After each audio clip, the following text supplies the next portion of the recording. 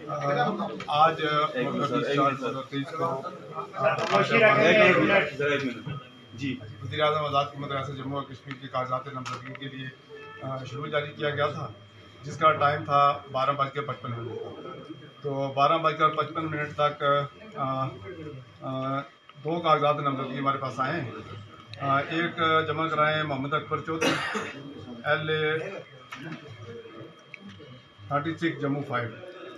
इन्होंने जमा कराए हैं चौधरी नवारुल हक, जिनका हल्का इंतखाब है LA7 नंबर 3। ये चौधरी नवारुल हक उम्मीदवार हैं इजाज़त।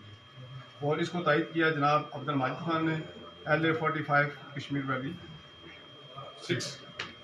दूसरे कागजात नामजदगी जो मेरे पास जमा हुए हैं वो हैं जनाब चौधरी नवारुल हक LA7 नंबर 3।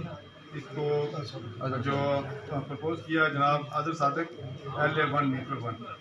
और इसको तय किया निसार अंसर अली LA13 इस तरह मकारा वक्त तक जो मेरे पास दो कागजात नामजदगी आए हैं वो दोनों के दोनों चौधरी नवारुल हक साहब के हैं, जो कि दोनों दुरुस्त पाए थे।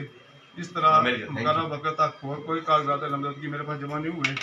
तो इस तरह चौधरी नवारुल हक साहब बिला मुकाबला कायदे अवान वज़ीर आज़म